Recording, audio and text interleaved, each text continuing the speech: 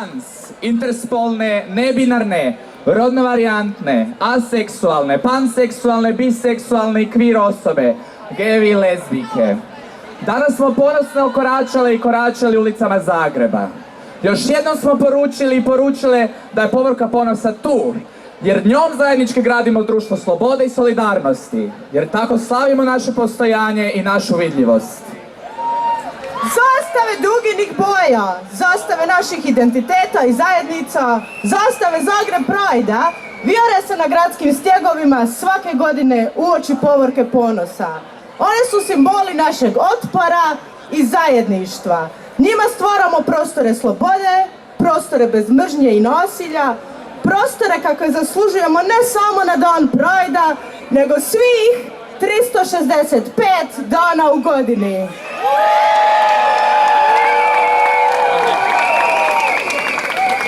Prije točno 20 godina, prvom hrvatskom Povorkom Ponosa LGBTIQ zajednice, osoba i duginih obitelji, iskoračili smo iz naša 4 zida i, iako izloženi nasilju, mržnji i prijetnjama, postali smo vidljivi u društvu i počeli se boriti za našu slobodu. Zadnja 2 desetljeća pružamo otpor fašizmu, netoleranciji, nasilju i klerikalnom ekstremizmu. Zagovaramo pravedne zakone, borimo se za sve obitelji i gradimo samosvjesnu, odgovornu i ponosnu LGBTIQ zajednicu.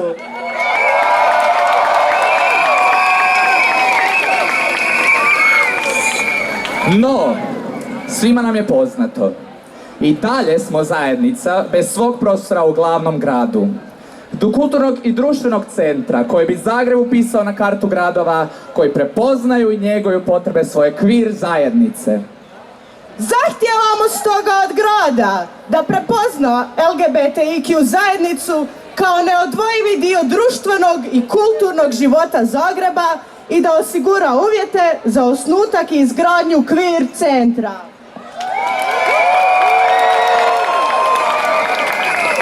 Takav prostor bio bi sigurno mjesto okupljanja naše zajednice, ali i mjesto izražavanja naših težnji, identiteta, queer kulturnih praksi, umjetničkih izričaja, znanstvenog i istraživačkog rada. Bilo bi to uključivo mjesto druženja, razmjene znanja, ideja i mišljenja. Utočište u kojem bismo uvijek bile dobrodošle, prihvaćene i podržane. Jer mi možemo i moramo biti jednako vrijedan dio našega grada.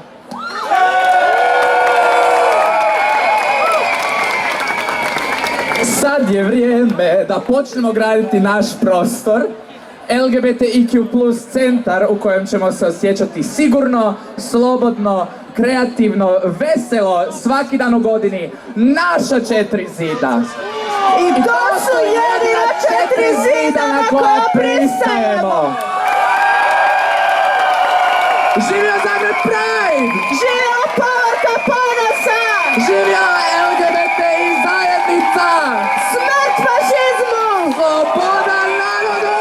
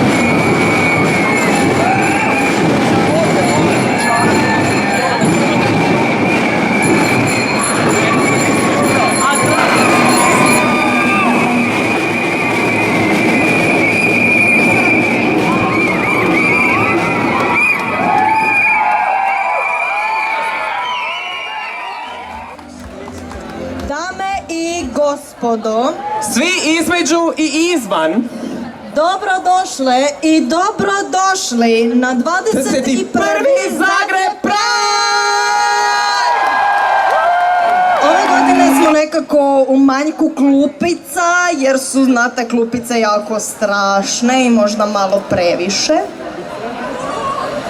Pijte puno vode i koriste kremu za sunce, da ne bi izgledali umorno i suho kao određeni ljudi sa hoda za oduzimanje opće medicinske skrbi. Au. I ove godine zauzeli smo ulice i trgove našeg grada i poručili da zajedno u drugarstvu i solidarnosti pružamo otpor patrijahatu, političkom i uličnom fašizmu, nasilju, mržnji, diskriminaciji. Poručili smo da se nam... Malo me sunce šupilo, ok, ispričavam se, bio sam maršalka. Poručili smo da nam je dosta homofobije, bifobije, transfobije, interfobije i svih mogućih ostalih izmišljenih fobija.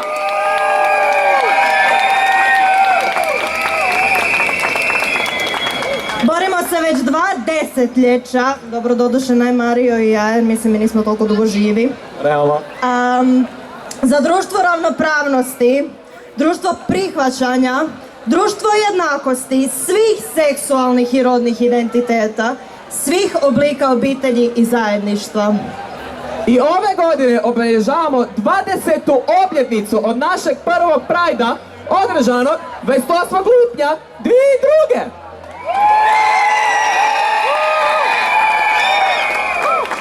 U tih naših 20 ponosnih godina, kroz sve naše Prajdove, dokazali i dokazale smo da stvarnost možemo mijenjati zajedno.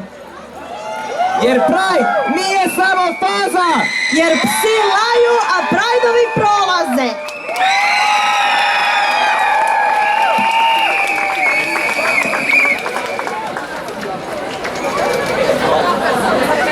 Sjećamo se i pozdravljamo sve odlučne i hrabre ljude koji su organizirali prvi naš Pride. Velik pljesak za prvi organizacijski odbor Zagrebačkog Prajda iz 2002. Hvala vam istinski! Od te 2002. povorka ponosa Zagreb Prajda izrasla je u najveći i najdugovječniji politički prosvjed za ljudska i građanska prava u Hrvatskoj. To je tako jer smo svake godine koračali i koračale za solidarnost i demokraciju, za sestrinstvo i jedinstvo, za lezbijstvo i kvirstvo, za antifašizam bez kompromisa.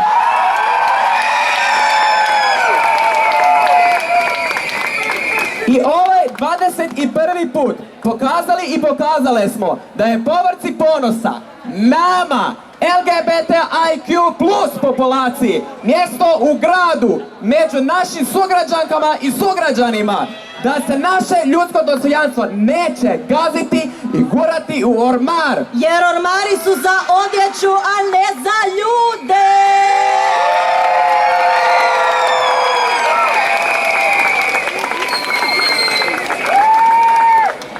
I dok mi, LGBTIQ plus zajednica, postala snažan, odgovoran i samosvjestan dio naše zemlje, naše borbe nisu završene. Naš ustav i naši zakoni još uvijek nas ne uključuju potpuno i pravedno. Ipak, i tu se nešto miče, i to unatoč raznoraznim smiješnim strašilima koji šire mržnju i netrpeljivost pa onda gube po sudovima.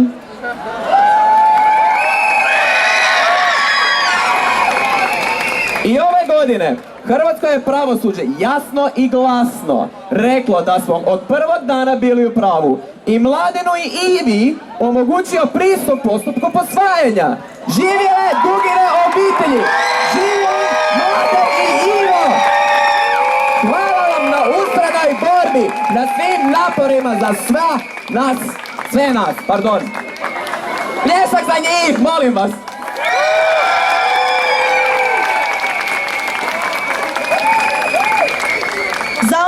koji to možda još uvijek ne znaju, podsjećamo vas da se i ove godine borimo za to da naš grad, naš Zagreb, bude otvoreniji, sretniji, uključiviji i veseliji.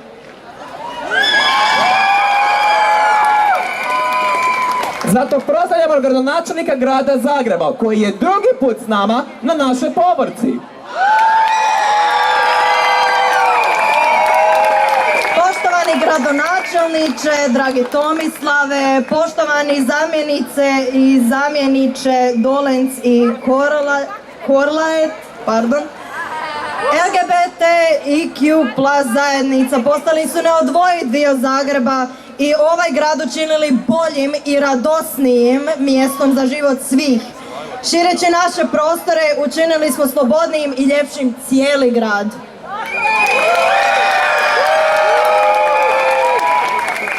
Nije stoga iznenađenje da se ove godine baš obraćamo našem lijepom gradu, jer sad je vrijeme!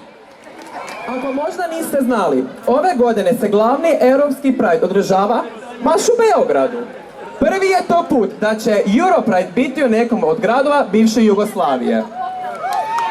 S nama je danas ponosno koračao i Marko Mihajlović.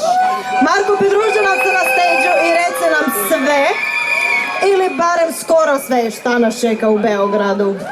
Zdravo svima, srećan Pride! Velika mi je čast i zadovoljstvo da sam ovde sa vama. Beograd i Zagreb su 3 sata daleko. Pre nego što krenemo ovaj deo promovisanja Europride-a, jako mi je inspirativno da vidimo ovoliki broj ljudi na Zagreb Pride-u. 21. Zagreb Pride. Prvi Zagreb Pride počeo je godinu dana posle prvog Beograd Pride-a. Nažalost, te 2001. godine svi učesnici Pride-a bili su prebijeni. Sledeće godine, kada je Pride bio moguće organizovati, bilo je 2010. godine, kada je 6000 policajaca sa tenkovima štitila manje od 1000 ljudi protiv 6000 huligana koji su divljali gradom. Posle 3 godine protiv ustavne zabrane, Pride se dešava. Razlog zašto mi organizujemo Europride je zato što, za razliku od Hrvatske, koja je otišla daleko sa legislativnim promenama, ostatak Balkana nije. Važno je da se zajedno borimo za jednakost i slobodu svih nas.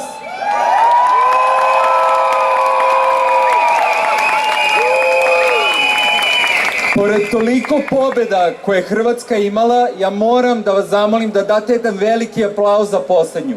Ivo i Mladen su se borili godinama za najljudskiju moguću stvar, a to je da daju priliku jednom detetu, to jest 2 dece, da žive normalno i da ih gaje zdravi i normalni ljudi. Molim vas, veliki aplauz za njih.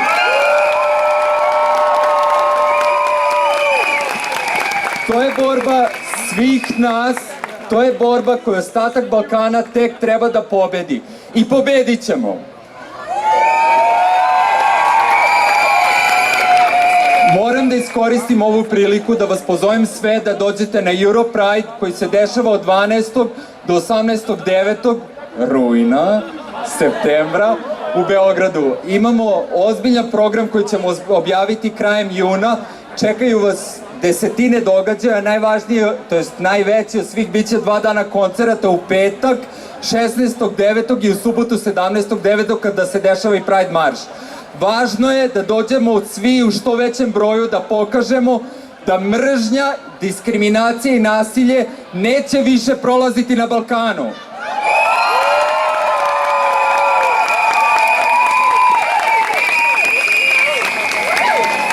Nadam se da ćemo svi zajedno pokazati da ovaj deo Evrope neće ispaštati više. Vreme je došlo da budemo jednaki i slobodni. Srećan Pride! Malo crnija. 5 dana života, 5 dana slobode oduzela je Hrvatska država, a i ni zajovoj. Aktivistkinji, disidentkinji, članici legendarnog feminističkog kolektiva Pussy Riot. 5 dana strpali su je u pritvor, iako je bilo lako za provjeriti da je riječ o politički progonjenoj ženi. I sram nas je. Dear brave, strong Aya. Maybe it's not our responsibility, but nevertheless, we want to say to you one word. Sorry. Pozivamo današnju počasnu prajdizakinju Aju Nizajovu. Hi everybody! I'm so happy to be here. Thank you. I'm so sorry for my English, but I hope you will understand me. And I'm from Pussy Riot, and Pussy Riot has been fighting for human rights for many years. Regardless of race, sexual preference, or creed, in a country where a 20 years dictatorship is destroying all institutions, human bonds and communities. Despite of all the effort of Putin, he failed to destroy Pussy Riot, and our contribution only got bigger.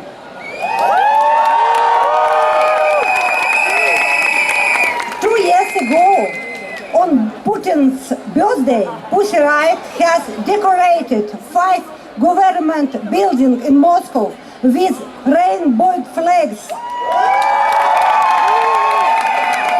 including ex-KGB building.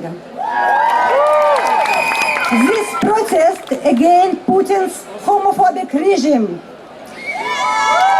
And Emil, за нашу и вашу свободу. Make love, not war.